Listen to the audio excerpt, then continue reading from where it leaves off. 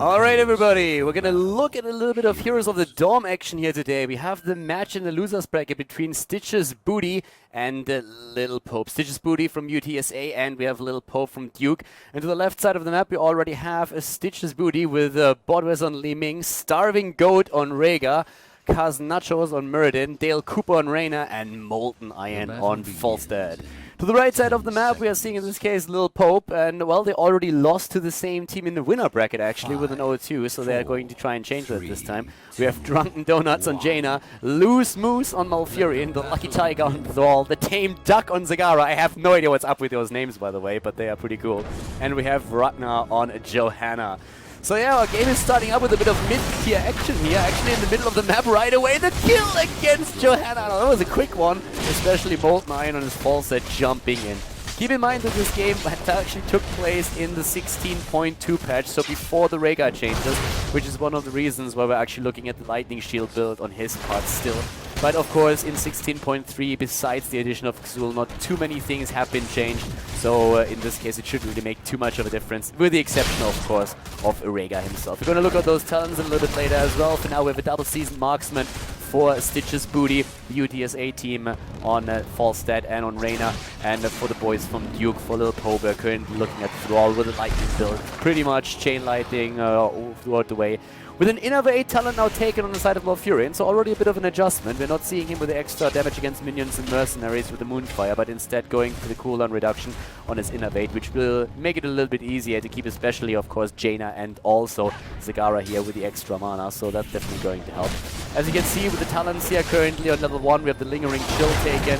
Here's the Shandol's Clarity, and we're also seeing the Astral Presence. Thrall now taken down too, and well, as I mentioned before, Sitches Booty and Lil Pope already met in the winner's bracket, and back then the team in blue had a pretty easy time taking down their opponents here. But of course now we're in the 4th round of the loser bracket already, and there's a lot of teams actually that qualified here for Heroes of the Dorm or like signed up for it. But so far the blue team is doing a pretty decent job here at the beginning of the game, and of course that doesn't really bode well for Lil Pope. They need to make sure that they are for some reason I just wanted to mix the two team names, wanted to say Lil Booty, and then I remembered that would probably not be really appropriate, and also didn't really make quite a lot of sense considering the teams here. So yeah, I kind of caught that, but still kind of shared it with you anyways. Not quite sure why I did that, but now you can't unknow that. So Tame Duck currently at the bot lane, of course trying to provide the vision for his team so that they can set this up properly. But with the altars already taken, bit of a mistake here actually by Sitches Booty. They let that altar go even though they have the level 4 talent, so that wasn't really quite necessary here from them. Not enough pressure on their part, and therefore we get the first altar captured by the team from Duke. Lil Pope successful here. Well done on their part. With level 4 now taken, Rhaegar also just advancing that Lightning Shield build, going into the Stormcaller here with the increased duration. In the newest patch in 16.3, we have of course seen a couple of changes to the talent. Now it does not prolong Lightning Shield anymore and only reduces the mana costs, which actually resulted in a lot of teams changing the build on Rhaegar a bit and going away from Lightning Shield. But here in this patch it's still active. Block taken on Muradin against the auto attack damage dealer, Zagara and Thrall mainly, and we have him still with the Thunderclap talent on level 4. So with that, bit of an adjustment here. Triumvirate still taken on Li Ming here. And the teams are back to soaking experience on lanes. I mean, you would expect that, of course. It's very important that you are trying to get the lane control here. Losing an early altar in the game is not really the end of things. It's really important that you make sure that you get enough experience here then later on, so that in the later stages of the game you have an opportunity to just like translate that lead in experience, in talents, in stats into a couple of kills, maybe before the altar spawns, and then get those shots in against the opponent. This is a best of 3 series. We're currently looking at the first game of the series here. And in this case, it's still a slight lead in experience that we see for Sitches Booty. So they're not doing too bad yet. Having now also Snowstorm taken for Jaina on the side of Lil Pope though. And we're also seeing them with Thrall in trouble at that point up at the top lane. Not too much though. He's trying to even lock Rhaegar down in the range of the towers. Not successful with that. Lane presence is currently pretty solid from both teams actually, making sure that they're not losing out on any experience point here. But that level 7 talent that just now dropped for the blue team will get them access to that mid altar that is now about to spawn, and they have a very solid lead now going into this. We're also seeing a continuity of that orb build on Li Ming. You don't really see that too much in competitive play here, but for the Heroes of the Dorm, that's the build that's chosen, at least in this first game, and the teams are both fighting over it. So Lil Pope actually willing to completely jump into a battle where they are behind the talent, and they might pay the price for it. Already we're seeing Muradin jumping it. Jaina is already down, putting that into a 4 versus 5 situation as is, with a talent disadvantage. Laws of Hope taken on Johanna, but the Loose Moose is playing it a bit too fast and loose down here, and goes down as well. Molt9 taking him down, but now Falstad in trouble. Taken apart, but of course the altar, after all, still captured by the blue team, and therefore we have a couple of shots fired now on their side as well. The talent levels still hit. 7 versus 8 currently, we're seeing on level 7. Now also Frostbitten taken for Jaina. We're having even more the healing build progress for Malfurion. And Malfurion overall is not really like a build that you see too much these days. It's mostly about like a lot of Rhaegar. We are seeing, especially on the North American server, also quite a bit of Morales. There has been a bit of resurgence of Brightwing. Not really too much, but we see her occasionally now once again. Malfurion oftentimes still played if you have to deal with a lot of area of effect damage, since especially Tranquility, of course, caters to that. But besides that, we also have now on the side of Zagara, straight going into the Stain talent on level 4, rapid incubation, making sure that she can stay on level a little bit longer. Thrall on the other hand, not following it up with a follow through on level 7, but it is the Wind Fury talents for him. And with both teams now trying to go for individual kills on the map, we're seeing level 10 getting pretty close for the blue team. Kill for a kill here. Well played actually by Jaina, getting that kill in. A bit aggressive on her part. It was a bit of a risk that she took, but it was rewarded. Getting that trade, that exchange. The good thing for the red team is that Thrall at the top lane is still soaking experience and is pretty much solo there. The blue team hasn't rotated anyone up there. They really need to do that pretty soon if they don't want to lose too many of those minion stacks here. But once again, we're having level 10 closing in for the team in blue. Stitches Booty is trying to get that heroic ability before the next altar spawn. And so far, they're actually doing pretty well here. At the top lane, the Starving Goat is now jumping in. I really don't know what's up with these names. Like, I love them, but still, the Lucky Tiger is going up against the Starving Goat. Let's not forget about the Loose Moose at the bot lane. That is currently up against... Yeah, in this case, it doesn't work, but we're going to find another one in the mid lane. Yeah, the Drunken Donut, for example. So, I have no idea how these guys came up with the names, but I absolutely love them. We need more of that in competitive heroes as well, if you ask me. We're seeing currently the altar spawning again, and there's the level 10s right now. And once again, they're starting to jump in, but Dale Cooper needs to be careful. Dale, you better go back there, because, yeah, you don't really have any business that far with the front line. Already Muradin with its stun against Zagara, and here comes this integrate on Li Ming, and goodbye Zagara. She's been squished. Mighty Curse just good for good measure. It was basically the get the fuck out of here move on the side of Molten Iron, making sure that it creates a bit of space for that shrine or for that altar here in the middle. So once again, Stitches Booty playing here a pretty solid game. I mean, you have to, of course, consider how these two teams came. I've been talking a little bit about the winner bracket as well. I will link the bracket, by the way, in the description of the video, so don't worry about that. If you haven't really followed the Heroes of the Dawn qualifiers, you can check it out there. But with that, many teams actually starting to sign up for this and also now playing here. These two teams have met each other before. Loose Moose is being saved. Molten Iron with the barrel roll. Oh, Johanna with that blessed shield to their face. Loose Moose is still alive. Nice! Ragnar actually like taking the shot here, catching a grenade actually for Malfurion. You see that, Bruno Mars? That's how it's done. You're not only talking about it, you actually do it. So, Ragnar already in position here, once again shielding his damage dealers in the backline. But that move that definitely saved Malfurion's body ass. So for now, to the bot lane, we're currently having Ragnar starting to move in. Muradin, of course, with the lightning shield could get rid of a couple of creep tumors here. And that's actually one of the things that I want to highlight a bit as well. We don't have the endless creep here taken or anything on the side of Zagara, but of course it would quite work well for her, just like making sure that around those altars at least there are a couple of additional creep tumors so that they have a bit more lane control, because that's something that they desperately need in this game. Lane presence is something that especially the blue team has. The one thing that I don't really like about their approach so far is that they actually have a bit of a tendency to abandon the top lane and therefore the experience that they could get there.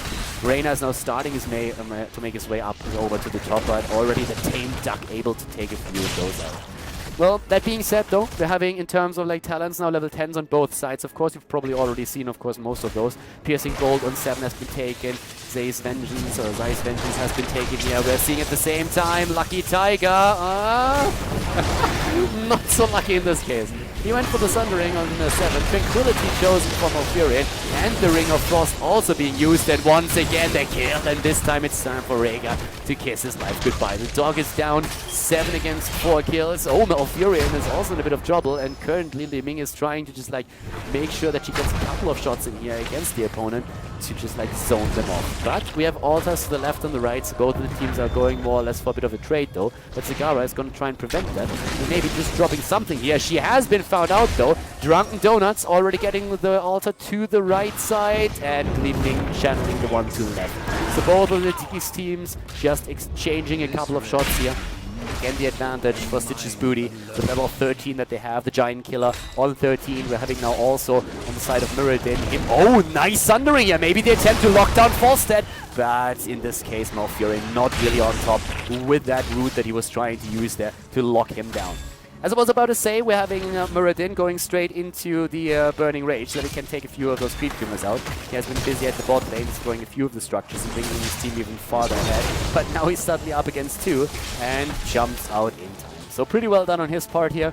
We're seeing also now a couple of talents taken once again. Diamond Skin used for Li Ming here for a bit of additional sustain that she has. And interestingly enough, Malfurion hasn't taken level 13 talent yet. Now normally the choices here are of course Life Seed or you go straight into the Ice Block. That's at least what we see most of the time. And Malfurion apparently still thinking a little bit about, do I need that Ice Block or can I go for a full heal build? And he decides in favor of survivability, so goes for the Ice Block here. Cam stolen away, but there's already a few heroes starting to rotate in. Talking by the way about like a couple of statistics here, as you can see already, we're having in terms of like hero damage, Zagara taking the crown here. They go for the camp here, both of the teams. Here come the heroics coming in. No resets just yet for Li Ming. She needs to get a few of those if she wants to get the damage in. So far she's at 25,000k hero damage, which isn't too shabby either. Loose again with the Tranquility, the lockdown, and Rhaegar with the Ancestral Healing, keeping his tank at the front line alive. But now the camp has been taken, or has been taken out, I should say, with 2 of those altars again announced on the map. And right now, of course, the blue team is a bit ahead. Sitches Booty with 32 against 34 hit points on the core. The team's both starting to move in again. Once more, one of the things that is a little bit missing, is a little bit lacking, are those creep tumors. A couple are set up, so Tame Duck is at least providing some vision for his team. Could be a bit more, but I guess then again, he always could. Oh, nearly the kill against Zagara.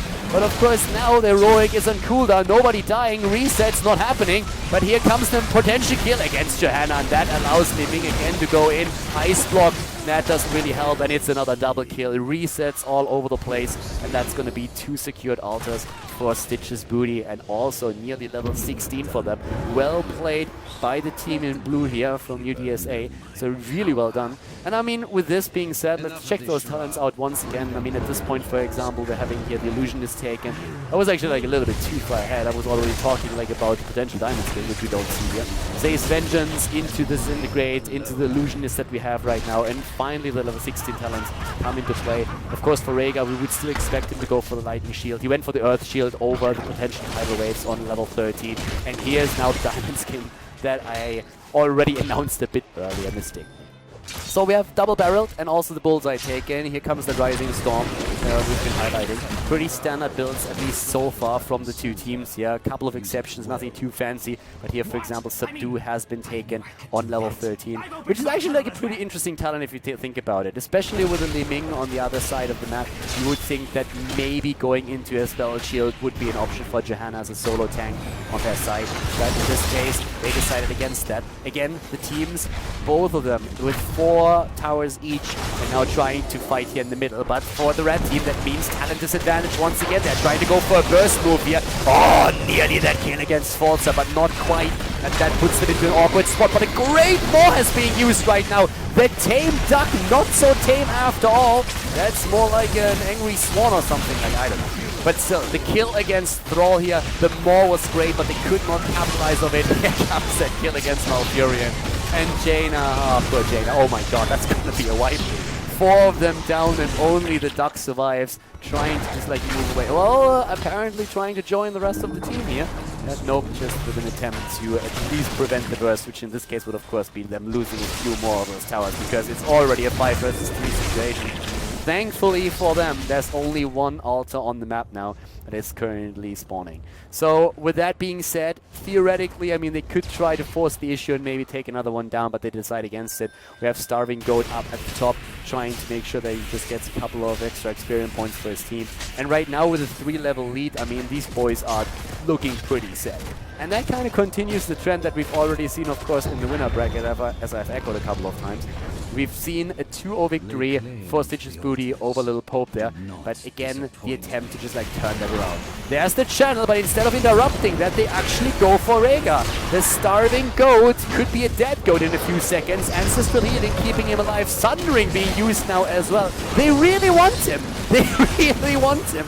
The problem with that is that in the meantime, there were shots fired from all angles right now, even camps taken, and that puts the core now down to 4. So they would have probably been well advised to just go for an attempt to get one of the altars, even with the talent disadvantage that they have. Now they are on 16 talents, both of the teams, and well, they could actually end up taking down Falstad here. Mighty Gust saves him though, and that of course helps quite a bit. Ancestral Healing is of course trying to keep the blue team alive in this case. Couldn't really do anything about that. Already used, of course, to keep Rega himself afloat. We're seeing now also another Chain Lightning talent taken at level 16. We're having them with the imposing presence on the side of Johanna. And Jaina going into Northern Exposure here, as you can see right now. So Northern Exposure taken for her. Tenacious Roots on Malfurion. We're seeing, as mentioned before, the Forked Lightning there as well. And they're just trying to reclaim a few of the towers that have been taken earlier. Just in talents overall, I mean, damage 43,000 on the Ming. She's playing really solid. The kill count 16-5. Already kind of showcasing what's currently happening here. The blue team just in a very dominant position in this game. But we are seeing, again, the pressure play up at the top. So now there is at least that even talent chance, of course. I mean, depending on what exactly happens with the altars now on the map, we could actually see an attempt of the red team to come back into this. They can fight on even talents for a bit longer until the blue team is going to hit his level 20 and the storm talent. So the one thing that Lil Pope and Duke really needs right now, they need to get that team wipe. They need to coordinate those attacks. Zagara hitting another 3-man more would be a great start to that. And here's a triple altar event. It's 4 towers against 4 towers. So that's a lot of damage you can do with this. And let's see how exactly Lil Pope is going to play this. They're trying to get the ones up at the top. Zagara, the only one tempted to move down to the bottom. But there is already Li Ming covering. And, well, it's only 4 shots left. So the only thing that the blue team has to do is get one single tower. The best thing for them to do would actually just fly Falstad up to the top now. Falstad should just like fly into the top and catch one of them, and the rest is focusing on the bot lane. That would be a secured victory for them right there. But they're trying to fight it out. It's a 5 versus 5 situation. The Starving Goat is interrupted. They go for Falstad. Here comes the Hyperion as well. Great placement, by the way. And Drunken Donut nearly dead. Once again the fight, maybe the chance. Double Maw is coming in. Falstad is down. And they're trying to go now also for Dale. Dale nearly dying here. But Muradin goes deep and gets the kill against Jaina. The problem is that Reyna is also that Malfurion is falling. Everybody's dead and dying. Ragnar is channeling one through though, and that definitely helped, but at the cost of Thrall being eliminated as well. Bane duck with the Banelings right into the tower. Now that didn't really work out too well. And up at the top lane we're seeing Starving Goat now going after Zagara is being dead now for the final blow against the team in red. And ladies and gentlemen, that's of course going to conclude game number 1. Well played, Sitches Booty with a 1-0 lead in the best of 3 series. Blue team is victorious.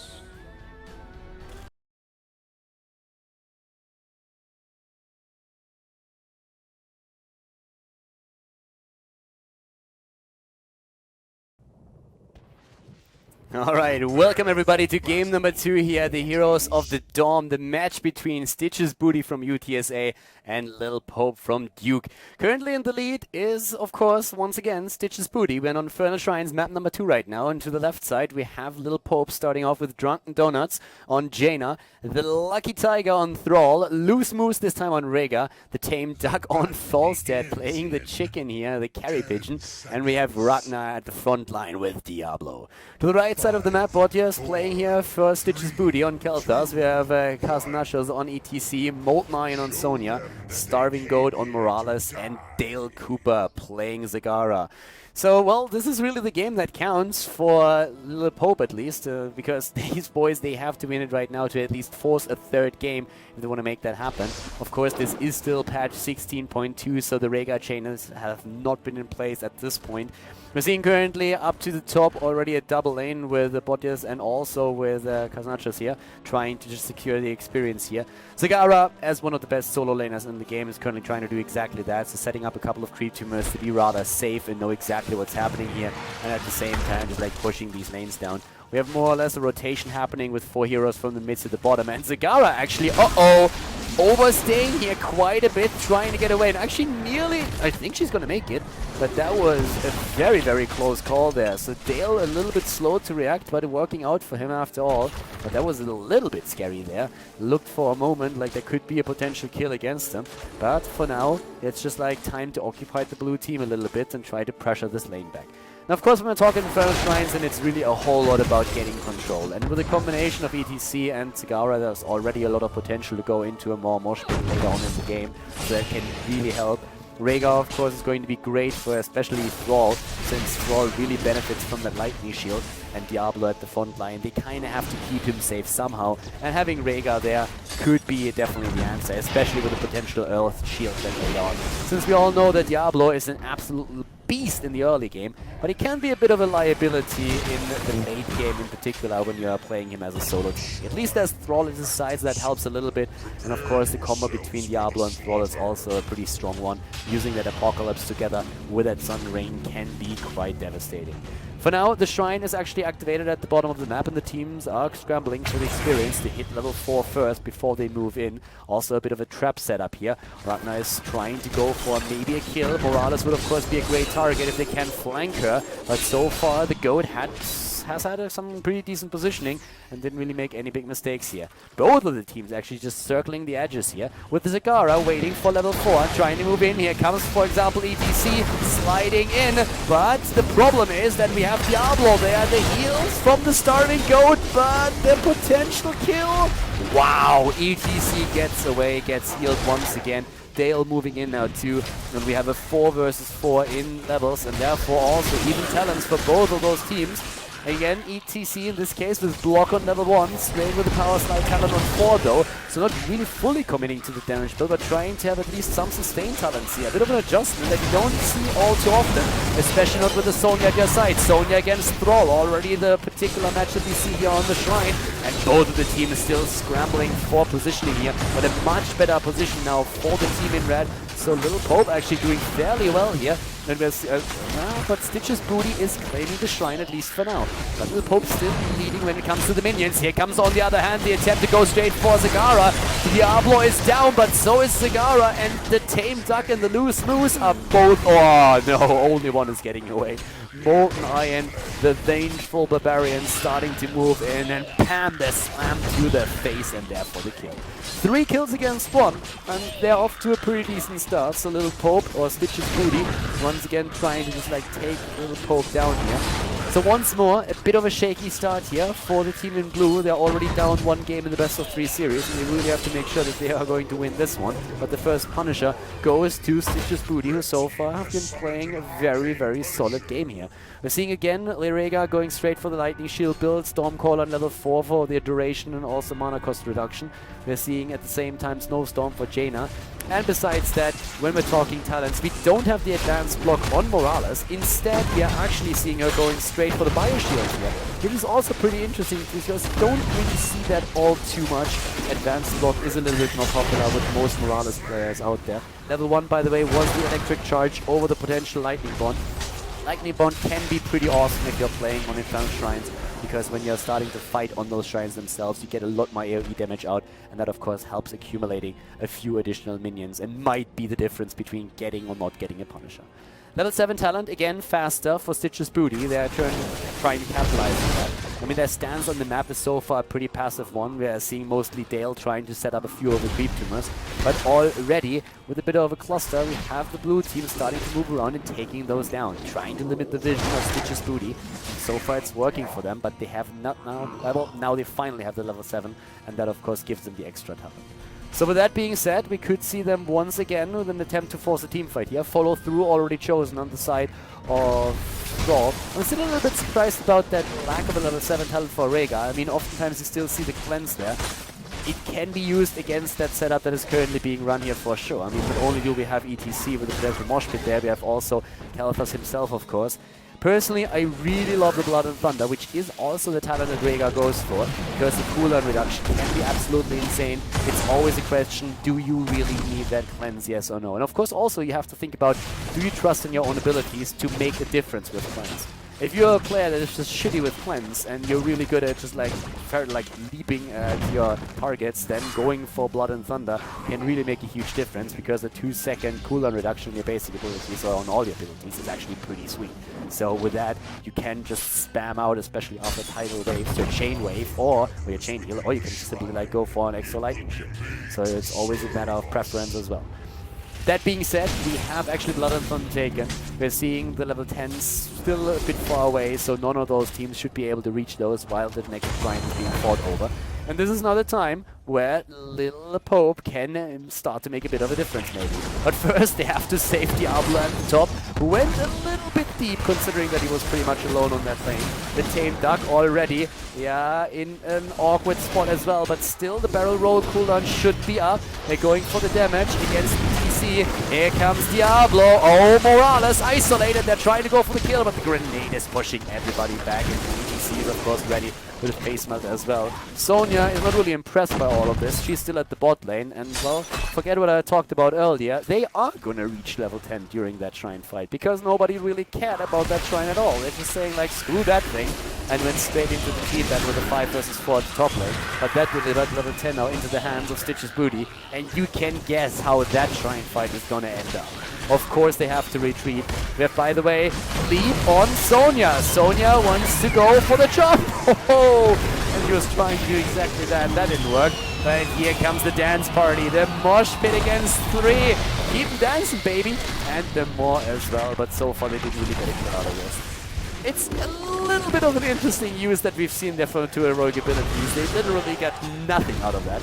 And look cool, but they will get, or they should get that Punisher once that Sonya is back. So it was a bit of a surprise that despite the level 10, they lost actually one of their heroes. But now Sonya is on her way back and is going to try and fight over this. Another problem is that Thrall is actually running out of mana. It's a big problem. The same goes for Rega. He has a couple of skills, but that's already about it.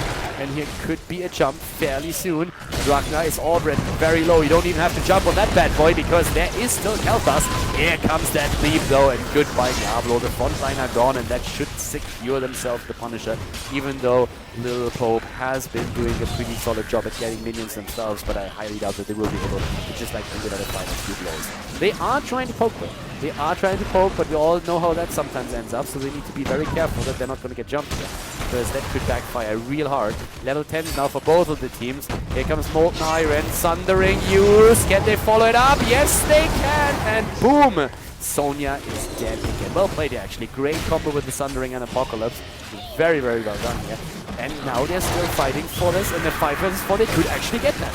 They seriously could get that, especially with now also Morales down. 3 more, 1 more, and the red team secures them. But they might lose another hero. Oh, good job here by Diablo, but still cool and ready for the power slide. And ETC is able to get away again. The Punisher, on the other hand, I mean, jumps in for now. And Drunken Donuts. Yeah, well, that nearly didn't end so well, because he got more or less pummeled into the ground there for a second. 1 more hit and that would have been the end of Jaina.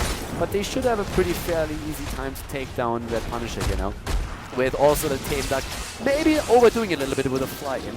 It's a very, like A for effort. I mean, it's a very enthusiastic fall stat. A bit too enthusiastic here, to tell you the truth. Because in this case, he didn't even have barrel roll cooldown anymore. And down he goes. 5 kills against 4 right now, so still a pretty even game. But of course, in terms of structures, a bit of an advantage for Sitches Booty, considering that they at least dropped a couple of the towers here. We're seeing in the middle of the map currently a bit of a push here with 3 heroes. Sonya is back to business, and Molten Iron is going to try and make some headway. In terms of talents, we have Zagara, by the way, with Endless Creep, so not going for rapid incubation or battle momentum here, but starting to just like get more map control for the team. And you can already tell at the minimap that there is pretty decent vision here now for them currently. Level 13 talents aren't ready yet, but here comes the attempt to go for Sonya again, and they might actually get her. Has to leap away. Where is... there is the attempt to go for Sonya, but she's able to get away. Barely, though, barely. That nearly worked against her. Here comes again the Ring of Frost. They're trying to go for the kill, but Morales is saving everybody. And the Starving Goat here might not have a lot of hit points, but well is still up, so they're able to just like turn it around and move it again. That being said, level 13 is going to be ready for them pretty soon. I mean, just looking at like talents, or let's look at the damage first. They're having in terms of hero damage 17,000 now on the side of Thrall, 21,000 Zagara. I mean, with all the hunter killers that she's been able to push out the entire time, she's been able to do some serious damage here. The Venom Spine on level 4, of course, also helping quite a lot with that. That range increase is pretty powerful, and especially that damage over time there as well. But an attempt by the Loose Moose to go for one of the camps solo. Pretty easy as Rhaegar, actually. The problem is if your opponent knows exactly what you're doing, and suddenly you'll find yourself literally trapped in a corner. And Rhaegar is going to fall here for sure. Ancestral healing or no ancestral healing doesn't really make a difference anymore. There's just too much enemy for them to handle. So Rhaegar is down, the dog got kicked, and we have up to the top lane a bit of pressure play with one camp moving in together with Drunken Donut to just burst these waves away. The level 13 talent then again is ready for Stitch's Booty, and that really helps them now. So they are currently trying to push both of the teams by now on level 13. We have again the chain bombs, of course, on Khaldor. They start to move in. We also see the couples therapy. ETC again in a bit of trouble, and they could still go for the kill here, and indeed they do. So they go for the kill against ETC, and they're not going to try and stop there. Already the Sundering being used. The Duck is also here, and they go in from all angles now. Apocalypse being used. The Maul not hitting anything either. Drunken Donut going for the ice block, but Molten Iron trying to get away. Lucky Tiger on the prowl for a moment, but they will have to go for, or they should go for one of those shrines. That might be the first one that they get. In the meantime, the top lane has been pushed in quite a little bit. Molten Iron on the Sonya is going to try and take those down, especially of course when it comes to the Shaman. But they lost the towers. They lost also quite a few hit points on that 4, and we are seeing now Drunken Donuts with this starting to go up to the top as well. It's still an even talent fight. I mean, in kills we're looking 5 versus 6 here, and we have now a situation where there's a lot of AoE on both sides, where we have also double giant killer, which is especially going to make the life of ETC and Sonya a bit annoying. But that could be that fight that Lil Pope was waiting for. The Duke team is trying to go in against it, but Stitch's Booty, the team from UTSA, is currently claiming possession of the shrine, and they're going for Lucky Tiger. Tiger is down in a 5 versus 4 situation here at the Heroes of the Dawn qualifier now, with once again the red team going deep for the kills. But the Mighty Gust is saving the retreat of Lil Pope. So with this being said, up at the top, the fight for the Punisher once again starting to turn in favor of the red team, of Stitch's Booty. And they are playing this quite well. Jaina already abandoned the entire idea of going for the Punisher and instead just like move down to the bot lane to try and soak a bit of experience here. And the rest of the team is doing basically the same thing, saying, alright boys, we realize we won't be able to make any plays here. We already have one hero lost, we can't wait for a Thrall, we can't fight it in 5 versus 4. It beats me what Ragnar is currently trying to do up here at the top as Diablo pretty much alone, because he should have known that as well. So he's down. Of course he had the soul count, so he's back by now, but that was a bit of a weird move here. Yeah, sometimes you have that bit of a hero complex where you actually think, alright, maybe if I can do something, if I can just poke a little bit, and most of the time, when you're honest, you actually end up like dying, and then suddenly it all just like turns to shit. Lucky Tiger and Ragnar, they have to let that fort go, they can't do anything about it, but it's got to be a trade, since at the bot lane you see Drunken Donuts tame back and Loose Moose just like going straight for a fort kill as well. Keep that level 16 talent in mind that we now, that's bad. Level 16 on the side of the Stitch's Booty, that really helps them. That was one of the main reasons why they actually saw heroes at the bot lane push this hard, because they were trying to go for the extra talent as well, which didn't really work out in time for them. Inoculation used by Morales after the couples therapy, and Force that now taken on as well. Oh my god, Stitch's Booty really trying to go for it, and here comes the mosh pit, make him dance! Ooh, the cow is going berserk here, taking 2 down. That's a party animal if I've ever seen one. A 100% beef right there, and the keep has fallen. Only Rhaegar is alive, and they are going for core. Diablo is going to be back to 2 though, but it's a 5 versus 2, and that Punisher jumps in. They go for core. The call has been made. Apocalypse is stunning quite a few heroes here though.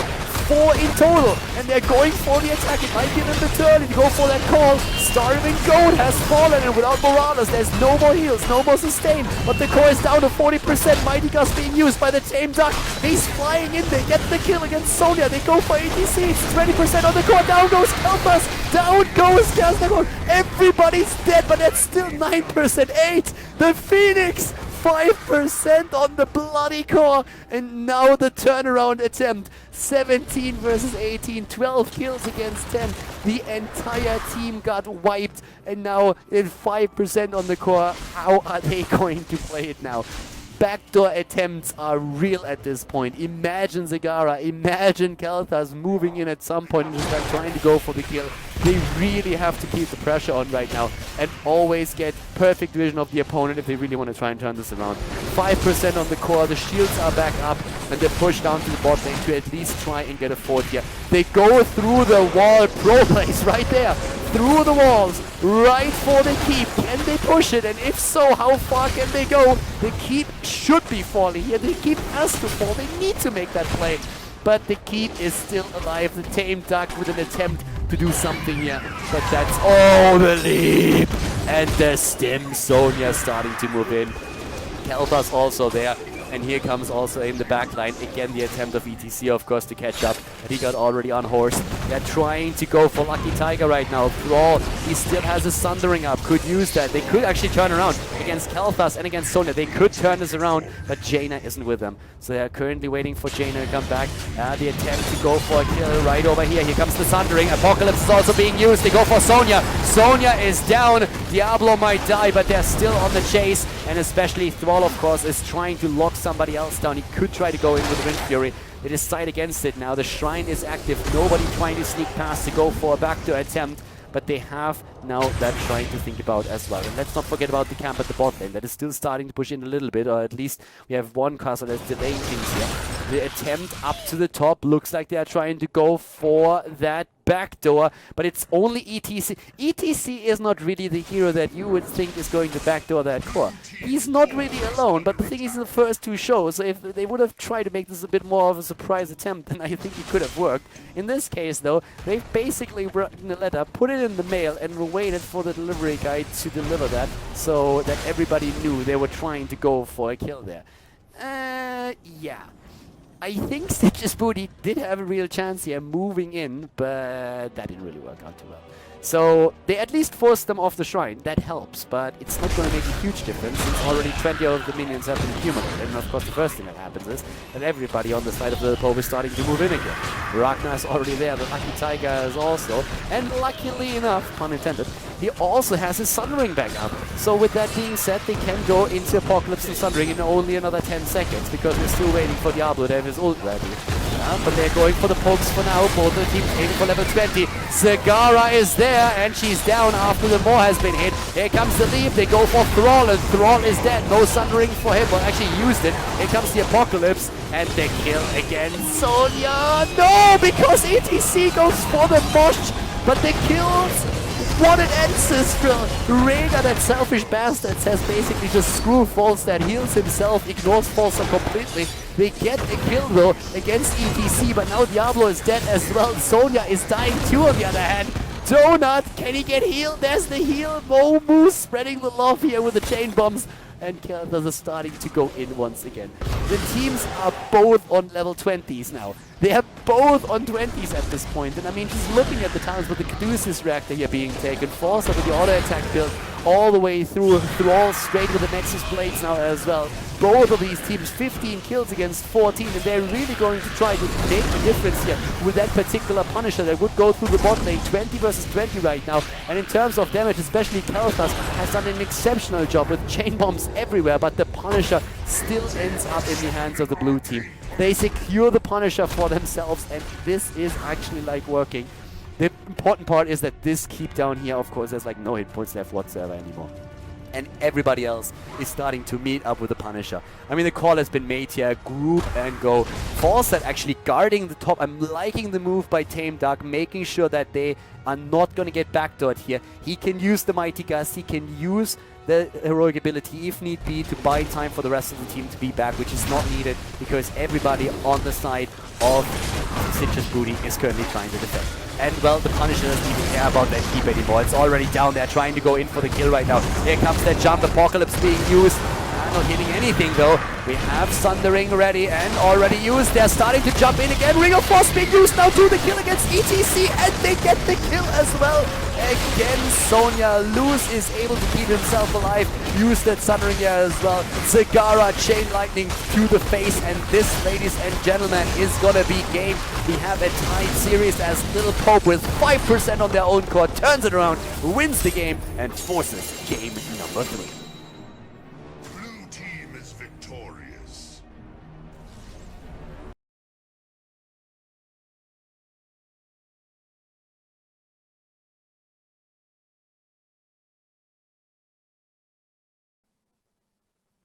Alright girls, the last game is ready. We're actually going into game 3 of the series here, and we have Lil Pope again against the Sitches Booty. Lil Pope, as already talked about a little bit earlier, from Duke, and we have Sitches Booty from UTSA. To the left side, Lil Pope with Drunken Donuts on Jaina, Ragnar on Johanna. We're seeing here on Dragonshire our last map, Lucky Tiger again on Thrall. The loose moose, he's rotating through those healers, and this time it's Charism that he chose. The Tame Duck on Reyna though. To the right side of the map, Sitches Booty with Bottas again on a Zebo. We have Dale Cooper back on a Zagara, Molten Iron playing Diablo, the Starving Goat on Tyrande. Solo support, by the way, for the team. And Kaz Nachos on Greymane. I'm probably, by the way, pronouncing that nickname completely incorrectly, but I don't really care. It has nachos in it, and therefore I'm already sold. So we have a bit of a fight currently down to the bottom of the map, and oh, there's the stun, but that didn't really do too much just yet. So there's a couple of things that we have to definitely talk about when we're looking at the lineup of especially Sitches Booty here.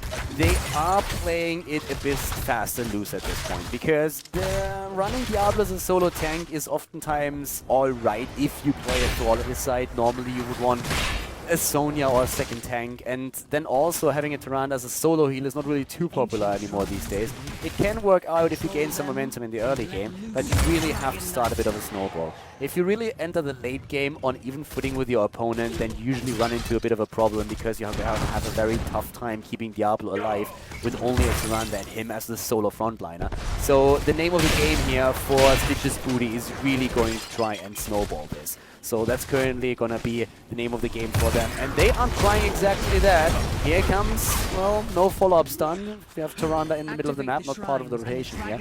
But Lil Pope has brought this back into a third game. And they are, of course, going to try and do their best to make sure that this entire series is going to end up in their hands. For now, though, a bit of a brawl in the mid lane here. Zagara has more or less safely secured the top lane against Thrall, and is going to get that shrine for sure.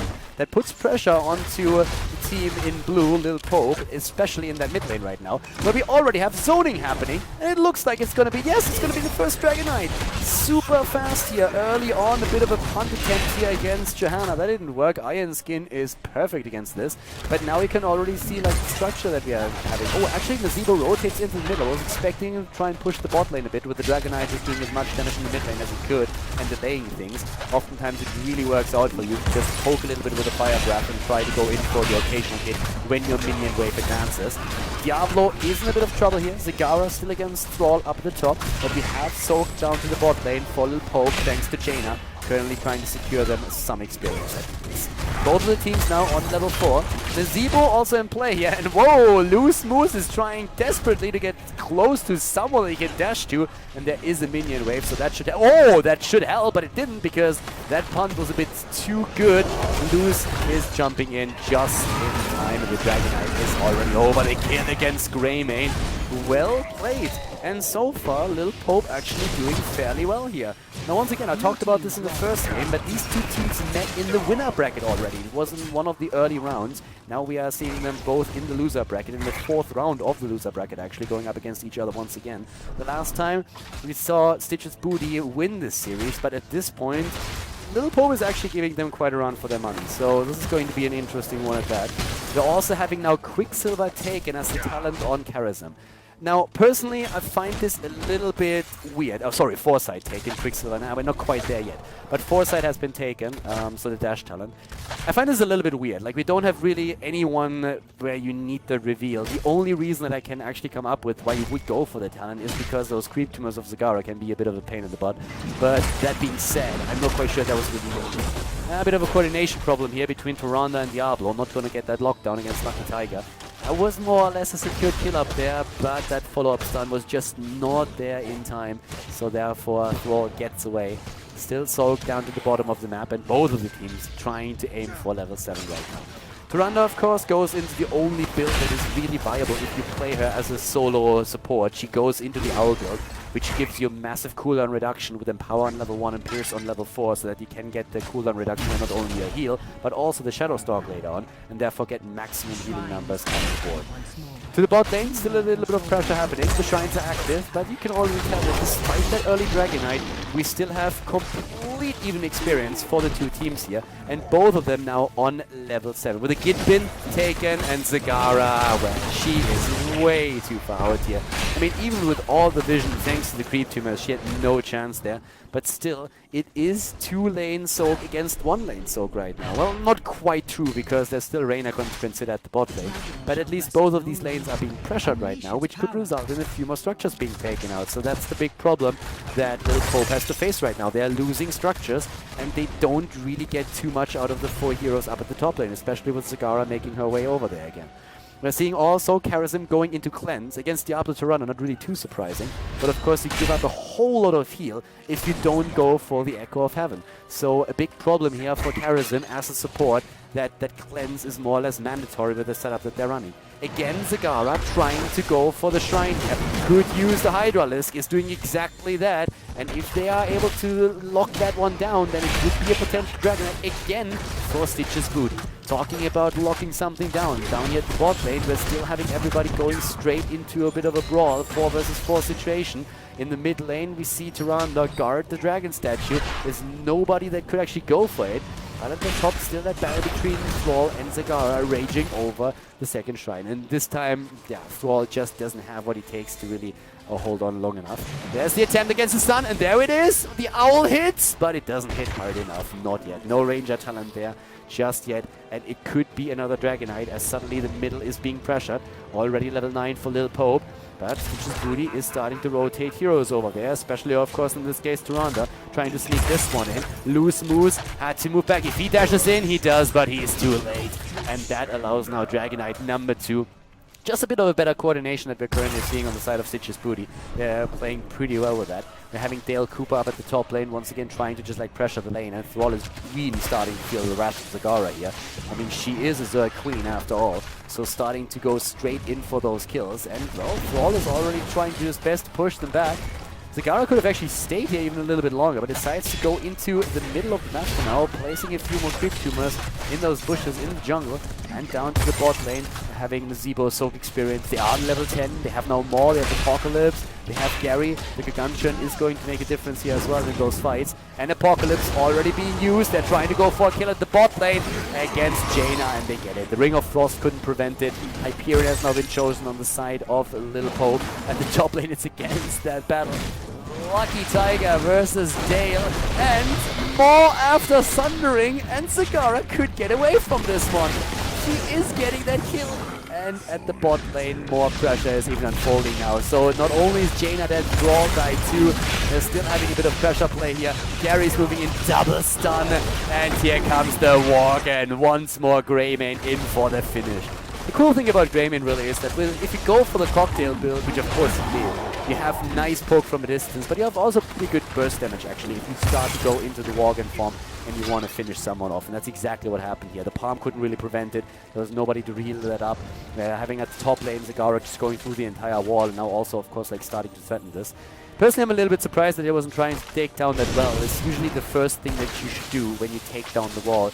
Deny your opponent the ability to heal and recharge mana at the fort, and then you will put a lot more pressure on the lane itself. So it's one of the first things that you should always think about if you are able to break through a wall. Drop that well, drop it fast, and you will have a much easier time winning the lane and like staying on lane. Especially, of course, if you yourself still have that well ready at your own fort. You can simply retreat, okay, points, and start moving. In this case right now, from a positioning perspective and everything that's currently happening, I have to say that Sitches Booty is playing a pretty solid game here. So far, Diablo and Tyrande haven't really gotten the kills that you usually want early game. It's 3 kills against 2, but there's always that constant threat of someone being out of position in his mid, immediately like ending up in that stun lock. And that threat alone has put a bit of a damper on the aggression that we've seen from Lil Pope before. So the shrines are activating again, and there is a bit of lane control. I mean, if you look at the minimap, for example, Zagara has put down a lot of creep tuners, and also most of the lanes are pressuring against the blue team, which means that the shrines in particular are completely free. Like, the vision is crystal clear. You know exactly what's going on here. Defensive Ring of Frost trying to secure that.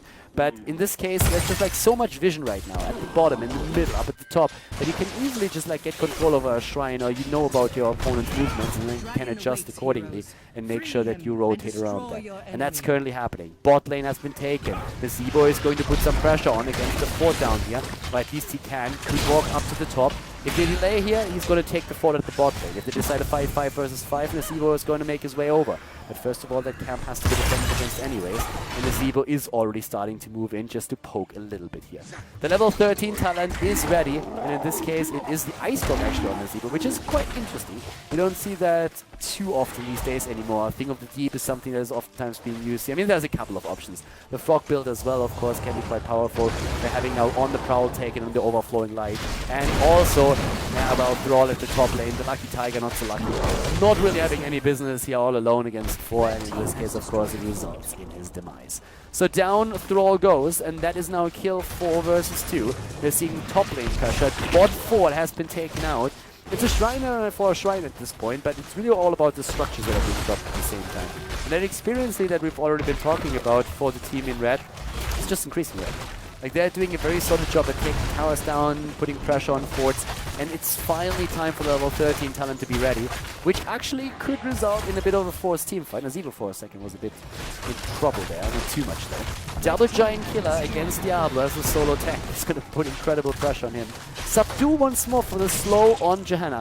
Very surprised by the talent here still. Here comes the Maw, the Ring of Frost, and Diablo moving in immediately, but nice Blizzard, good damage. Down goes the Warg, and that's Diablo dead. And that was a solid fight here for Lil Pope. They're starting to make their way over. They go for the second shrine, and that could result in Dragon Knight for the team in blue, and maybe for them starting to make a bit of a difference here.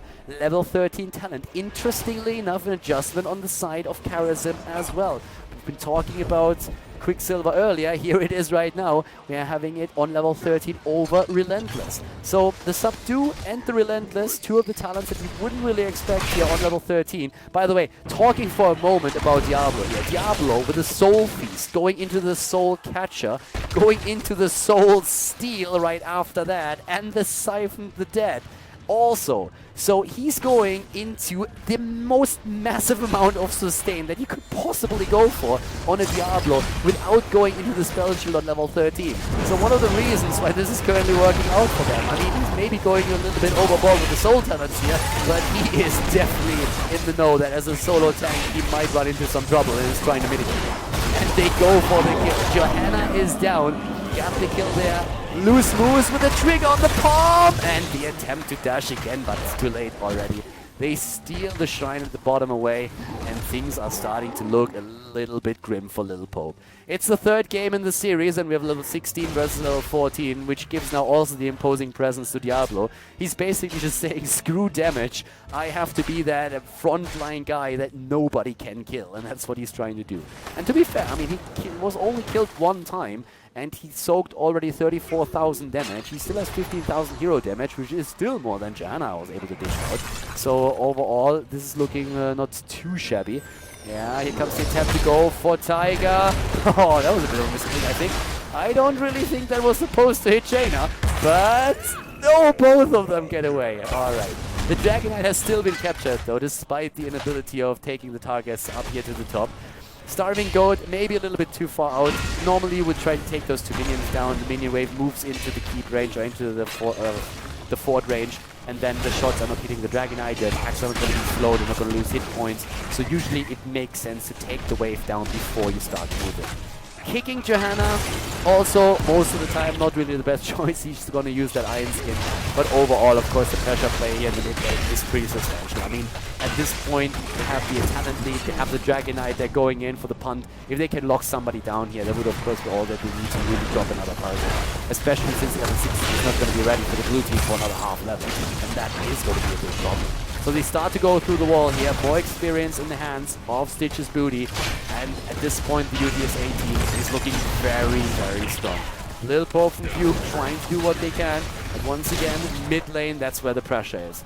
We're seeing a bit of or could see a rotation of the bot lane though, but nope, they wait for the creep wave, they wait for the minion wave, and have now opportunity to move into the middle. Decide against it though. There's only 2 seconds on the Dragon Knights, they don't really want to risk anything. Especially of course with the run that in, which is also the only heal. I still have to highlight again that build that we are seeing there on Diablo, just in case that you haven't seen it yet. We're gonna highlight it again. On level 13, Siphon the Dead, which is basically like unactivatable, but it could have gone into also a spell shield, which is very, very powerful, of course, on Diablo. Soul Steal is can be pretty nice. Soul Catcher, don't really see that too often, but Diablo is just like playing this better safe than sorry. And to be honest, I don't really fault him for that. I mean, if you play Diablo here, then yeah, you want to stay alive as a solo tank without even throw support and no like massive heal in the bad time. The interesting part is really that they didn't really get a lot of value out of that Diablo Tirana combo. And now there's the attempt. He just turns this around with level 60 talents now finally ready for Pope. Lil Pope with problems though. Loose Moose palms himself. It gets triggered. He can dash in. No Echo of Heaven for him. That is a problem, but at least there's the level 60, but they're losing everyone. 2 heroes down, the third one dying as well. Reyna is dead, just too much split. The Apocalypse alone already sent them scattering like chickens. And at this point, it's a 2, nearly 3 level lead. And Sitches Booty is playing a beautiful game here right now. Capitalizing on the advantage that they have, breaking through another wall. They are 3 levels ahead already. And they are attempting to go for that kill in the mid, in the bot lane. If they can get the first 4, that would be a great start for them. And it's of course extra experience towards the level 20 that will bring them closer, or will bring finally the Storm Tunnels into their hands and help them even more.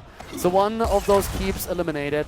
We're seeing Greymane moving back slowly and steadily. Molten actually like waiting a little bit longer, just making sure that nothing is going to happen over there. But from a positional point of view, it's a perfect game right now for Sitches Booty. They need to reach level 20. They shouldn't really fight before they do that.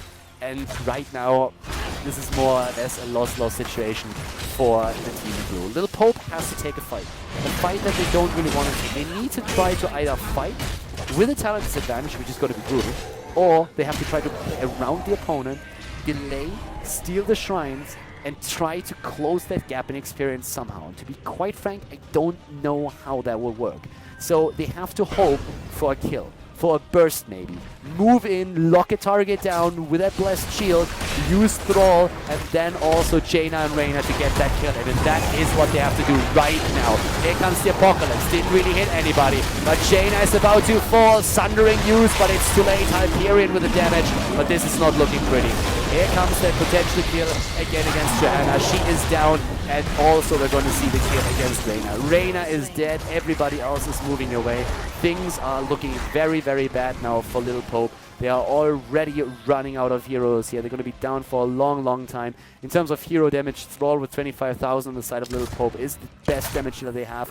Reyna's on 25 too. But we are currently looking at 42,000 for Greymane, 40,000 for Nazebo, who had the opportunity to poke from a distance like the entire game because Diablo was in everybody's face with the Apocalypse. It was just no real potential for a good engage on the side of Lil Pope, especially with the talent disadvantage that they always had. Now Apocalypse has been used as the Storm Tunnel as well, double ball of the Storm, and they are going to try to end it here. Hunter Swiftness has been taken as well. Zagara is trading behind a little bit. They're playing it again very safe, not going for the core even, instead just saying like, guys, let's drop all the lanes, make sure that we just open everything up and then end it later. We have a 4-level lead right now. Let's just not risk anything. Let's not die on the core like we did in the last game. but instead played safe this time. And this is the game that counts. This is the game that we have to win. We are in the losers bracket, and let's make sure that we don't screw it up. They go in again. Here comes that lockdown. Nice Apocalypse combo on the side of Diablo. Very well done. The kill against Thrall is going to start another chain. Oh, but the kill against also Sigara now. She came, she looked, and she died. That's basically what happened after she just like came back from Bell. But the kill against Loose Moose, and nothing is better than a punt kill. So there we have it, double kill, and at this point they could really go for the core. I mean, I can understand it after last game you're a little bit worried, but looking how this is current, like with a 4 versus 2 and the Dragon Knight still active, you could have ended. So they still start moving in and they get a double kill. Alright, so that should really end it then. The Hyperion is not going to stop this. There's 8 seconds on Thrall. The GGs have already been called. And at this point, we are going to definitely see Sitches Booty from UTSA advance to the next round, yet the Heroes of the Dawn qualifier. Job well done, GG, well played, and a pretty solid series here from the 2 teams. Congratulations to Sitches Booty, and we'll see them in the next round. Red team is victorious. And that, ladies and gentlemen, is GG and the end of another series here on KhaldorTV with Heroes of the Storm. So once again, we have another video finished, and I hope that you enjoyed the commentary and that you liked the game, of course, as well. It was a pleasure casting the match for you. And if you guys really enjoyed it, then make sure that you give that video a thumbs up on YouTube. And of course, if you haven't subscribed to the channel yet, feel free to do that too. If you have friends that are interested in Heroes of the Sports esports scene, then definitely recommend the channel to them, or just show them the video if they want to see like a bit how the pros are drafting here, especially of course when it comes to the North American scene, European scene. And I mean, these days we even have a couple of Chinese games on the channel here, so I hope that you enjoy that as well. That being said, thank you very much for watching again. I'm going to see you guys next time with more Heroes of the Storm content here on the channel. Have a great day and enjoy your week, and see you soon. Bye bye.